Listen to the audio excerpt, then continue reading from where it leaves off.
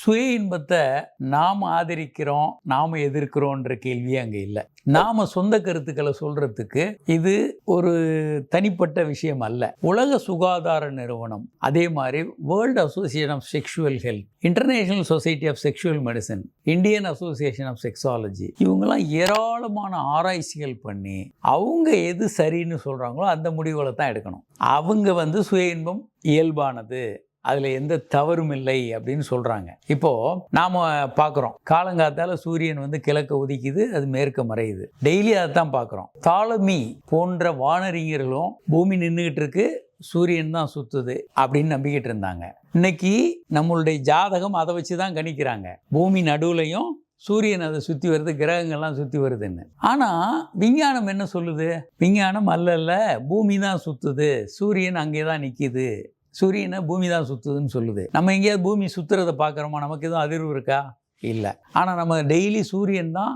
அப்போ என்ன நினச்சாங்க ஜனங்க? சூரியன் பகவான் ரதத்தில் அப்படி பவனி வர்றாரு, பின்னால் போகிறாரு, அப்புறம் கடலில் போயிட்டு மறுபடியும் மறுநாள் காலையில் வர்றாரு. அப்போது விஞ்ஞானம் என்ன சொல்லுதோ அதை தான் நம்ம ஏற்றுக்கொள்ள முடியுமே தவிர, நாம் என்ன நினைக்கிறோமோ அதுதான் உண்மை என்று நினைக்கிறது தவறு. விஞ்ஞானம் என்ன சொல்லுதோ, எது சரியோ அது. அப்போ தாலமிக்கு அப்புறம் வந்தவர்கள் கோப்பர்னிக்கஸ், அவர் என்ன சொன்னாருன்னா, இல்லை பூமி தான் சுற்றுது, சூரியன் சுற்றலைன்னு அவர் தான் முதல்ல சொன்னவர். ஆனால் அப்படி சொன்னால் என்ன ஆபத்துன்னு அவருக்கு தெரியும். அவர் யாருன்னு பேர் சொல்லாமல் அதை எழுதினார். அவருக்கு பின்னால் வந்தவர்கள் அதை நிறுவனாங்க. அதுக்கப்புறம் தான் அது ஏற்றுக்கொள்ளப்பட்டது. அப்போயும் கஷ்டப்பட்டாங்க. அப்படி சொன்ன கெலிலியோ வாழ்நாள் முழுவதும் வீட்டு சிறையிலிருந்து செத்து போனார். இப்படி ஏராளமான விஷயங்கள், விஞ்ஞான உண்மைகள் தான் முக்கியமே தவிர யார் சொல்கிறாங்கன்றது முக்கியமில்லை. எப்பொருள் யார் யார் வாய் கேட்பினும் அப்பொருள் மெய்ப்பொருள் காண்பதறிவு.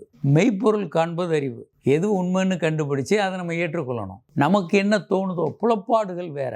சில நேரம் உங்களுக்கு புலப்படலாம் இது இப்படி இருக்கும் அப்படின்னு, ஆனால் உண்மைகள் வேறாக இருக்கலாம். அதனால் புலப்பாடுகளை வச்சு நம்ம எடை போடக்கூடாது. போலி மருத்துவர்கள் இதை பற்றி கவலைப்பட வேண்டும்ன்றதில்லை. அவங்க போலியான கருத்துக்களை சொல்லி அந்த பேஷண்ட்டை கொண்டு வர்றதை முயற்சி பண்ணுறாங்க. போலியான கருத்துக்கள் வேறு. 1995 இங்கிலாந்து ஜேர்னல் ஆஃப் மெடிசனில் மிகப்பெரிய ஒரு ஆய்வு கட்டுரை வந்தது. கிட்டத்தட்ட 1500 பேரை வச்சு சுய இன்பம் பண்ணுவது தவறா சரியா, அதனால் எதுவும் கெடுதல் வருதான், அதில் முழுமையாக நிரூபிக்கப்பட்டிருக்கு. சுய இன்பம் எந்த கெடுதலையும் உண்டு பண்ணுறதில்ல, அது இயல்பானது. இப்போது மகாத்மா காந்தி, மகாகவி பாரதி எல்லாம் 13 வயதில் திருமணம் பண்ணி 14 வயதில் குழந்தை பெற்றுட்டாங்க. இப்போ இருக்கிற ஒரு இளைஞனுக்கு சராசரியாக திருமண வயது 28, 29, 30, 32 ஆயிடுது. ஒரு 13 வயதிலிருந்து 32, 30 வயது வரை ஒரு 17 வருடங்கள் செக்ஸ் ஆர்வமே இல்லாமல் அவர் வாழ முடியுமா? அப்போ செக்ஸ் அவருக்கு ஆர்வம் வந்தால் அவர் வெளியே போய் வேறு பெண்களோட செக்ஸ் பண்ணலாமா? HIV தொற்று வரலாம், தேவையற்ற குழந்தை, பால்வினை நோய்கள்லாம் இருக்குது. அப்படி இருக்கும்போது சுய இன்பம் தான்